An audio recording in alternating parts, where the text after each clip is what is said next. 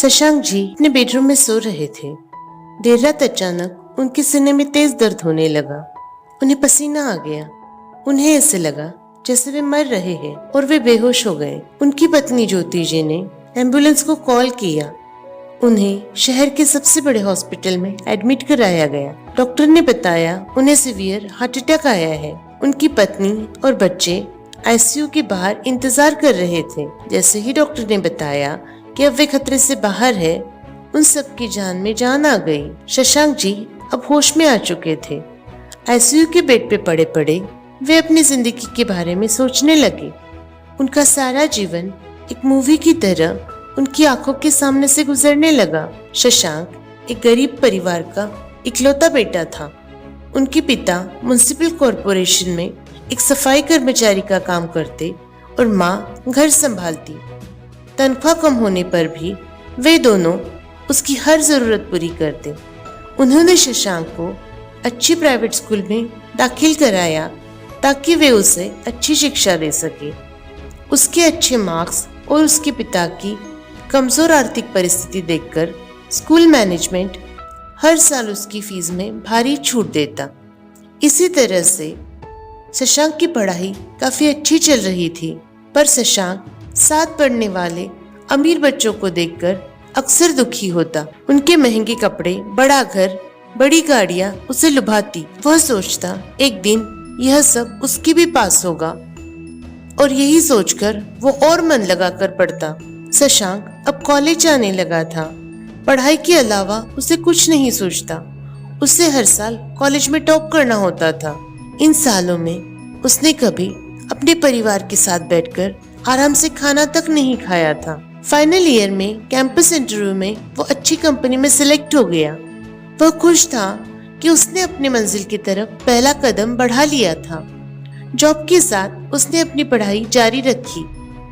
उसे जल्द से जल्द जॉब में प्रमोशन और सैलरी में इंक्रीमेंट पाना था। शादी के लिए भी उसने ज्योति को चुना क्योंकि पढ़ी लिखी होने के बाद भी वह जॉब ना करके अपना पूरा समय घर परिवार को देने के लिए तैयार हो गई। इस तरह शशांक ने अपना पूरा ध्यान अपने जॉब पर लगा दिया। उसके पास तो इतना भी समय नहीं था कि वो अपनी पत्नी के साथ कभी बाहर घूमने चला जाए, क्योंकि उसकी मंजिल अभी काफी दूर थी। उसने अपना पूरा ध्यान काम पर लगा दिया। हर काम वह समय से पहले पूरा करता और जल्द ही बेस्ट एम्प्लॉय बनकर उसने अपनी जिंदगी का पहला प्रमोशन पाया। अब उसकी खुशी का ठिकाना नहीं था, पर फिर भी उसकी दौड़ अभी जारी थी। जल्द ही वह परिवार के साथ एक बड़े से फ्लैट में शिफ्ट हो गया था। उसके पास खुद की गाड़ी थी, थोड़ा बहुत बैंक बैलेंस था, पर उसके पास परिवार के साथ बिताने के लिए समय नहीं था।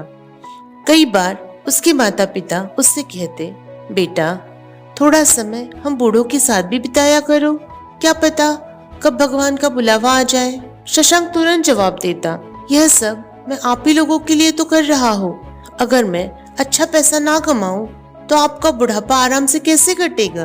वे जब भी उसे समझाने की कोशिश करते, उसका जवाब वही होता, वो उन्हें चुप करा देता। साल गुजर रहे थे। इस दौरान ज्योति 2 बार माँ बनी, पर उस वक्त भी शशांक के पास उसे देने के लिए समय नहीं था। अब शशांक को और भी ज्यादा कमाना था। उसे अपने बच्चों का भविष्य जो बनाना था। वीकेंड पर भी उसे किसी न किसी प्रेजेंटेशन या मीटिंग की तैयारी करनी होती थी। इसी दौरान उसके माता पिता का देहांत हो गया। वे इसी गम के साथ दुनिया से चले गए कि बुढ़ापे में उनके पास आराम तो था, पर उनका बेटा उन्हें कभी समय नहीं दे पाया। बच्चे बड़े होने लगे थे। ज्योति ने अपना पूरा ध्यान बच्चों और घर की जिम्मेदारियों पर लगा दिया। शशांक अब कंपनी का मैनेजर बन चुका था। बड़ा घर, 2 गाड़ियां, घर में ज्योति का हाथ बटाने के लिए नौकर आ गए थे। बच्चे अच्छे स्कूल में पढ़ रहे थे। सब कुछ अच्छा चल रहा था, पर बच्चों को कभी अपने पिता का समय नहीं मिल पाया। शशांक जैसे पैसे कमाने की मशीन बन गया था। ना तो उसने कभी अपने बच्चों का एनुअल फंक्शन अटेंड किया, ना ही ओपन डे। ज्योति उसे बार बार समझाती, पर हर बार वह कहता, यह सब मैं तुम्ही लोगों के लिए तो कर रहा हूँ।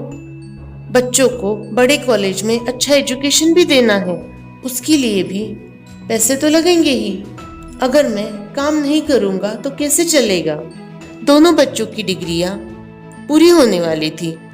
शशांक और ज्योति दोनों के ही बालों में अब सफेदी झांकने लगी थी, पर शशांक की दौड़ अभी जारी थी। शशांक अब अपनी कंपनी का सीईओ बन गया था और अपनी उम्मीद से कहीं ज्यादा कमा रहा था।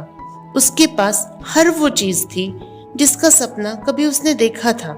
बड़ा सा बंगला, गाड़ियां, ढेर सारा बैंक बैलेंस, फॉरेन ट्रिप्स पर जाने की हैसियत, सब कुछ। फॉरेन ट्रिप्स तो उसने कई किए थे, पर उनमें से एक भी परिवार के साथ नहीं था। सारे फॉरेन ट्रिप्स ऑफिस के काम से होते थे। सालों बिना थके काम करने के बाद अब उसे अपनी बढ़ती उम्र का एहसास होने लगा था। हाई बीपी, शुगर जैसी बीमारियां उसकी साथी बन गई थी। अब नाश्ते और खाने के साथ दवाइयां उसकी जिंदगी का हिस्सा बन चुकी थी। ना चाहते हुए भी उसे वक्त निकालकर मॉर्निंग वॉक पर जाना पड़ता। जिंदगी के सारे सुख साधन तो वह जुटा ही चुका था। उसने सोचा अब और नहीं, अब उसे रुक जाना है। पूरी जिंदगी दौड़ते हुए वो थक गया था। अब उसने कंपनी और काम दोनों को छोड़ने का मन बना लिया। उसी कोशिश में लग गया और आखिरी में उसकी आंखों के सामने आज का दिन आया। आज उसकी जिंदगी का सबसे बड़ा दिन था। काफी कोशिशों के बाद आज उसका ऑफिस में आखिरी दिन था। ऑफिस की तरफ से उसे सेंड ऑफ दिया गया। दिन का काम पूरा कर वह घर लौटा। अब उसके पास समय ही समय था। उसे एकदम हल्का सा महसूस हो रहा था। सालों बाद वह रात का खाना परिवार के साथ खा रहा था। उसने ज्योति से कहा, तुमने सालों तक मेरा बहुत साथ दिया, पर मैं तुम लोगों को समय नहीं दे पाया। पर अब मैं सारी शिकायतें दूर कर दूंगा। अब मेरे पास ढेर सारा समय है तुम्हें देने के लिए। ज्योति के चेहरे पर एक बड़ी सी मुस्कान थी। शशांक ने देखा ज्योति के मुस्कुराते चेहरे पर बढ़ती उम्र की निशानियां साफ झलक रही थी। उसके साथ थोड़ी देर बात करके वह सोने चला गया और जब उसकी आंख खुली तो उसने खुद को हॉस्पिटल के बेड पे पाया। उसने सोचा जिंदगी तो कट गई, पर उसने कभी जिया ही नहीं।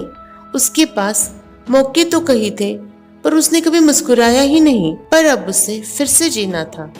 मौत उसके इतने पास से गुजरी थी।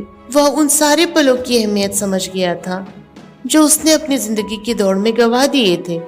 उसने मन ही मन इस दूसरी जिंदगी के लिए ईश्वर का धन्यवाद किया और खुद से वादा किया कि अपनी इस दूसरी इनिंग को वो पूरे परिवार के साथ जी भर के जिएगा।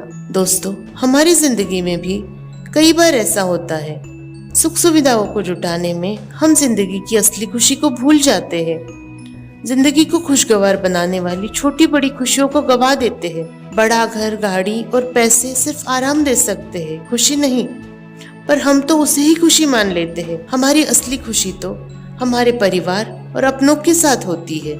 इसीलिए जिंदगी को जी भर के जिए, अपने आप से और अपने परिवार से खूब प्यार करिए, उन्हें समय दीजिए। जेब भरी हो न हो, दिल खुशी से भरा होना चाहिए। क्या पता जिंदगी दूसरा मौका दे न दे।